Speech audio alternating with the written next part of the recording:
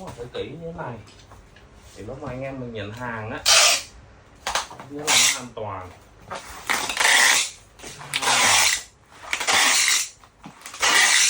Tránh cái tình trạng mà va đập đấy, có những cái sự cố ngoài ý muốn. Tết nhất thì khóa nó đi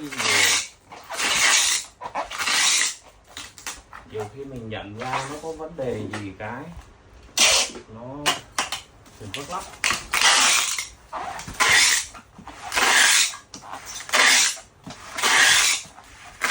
Anh em cứ yên tâm, dịch vụ bên em là dành cho anh em luôn là số 1. Anh em có nhu cầu thì cứ liên hệ em nha. Ok.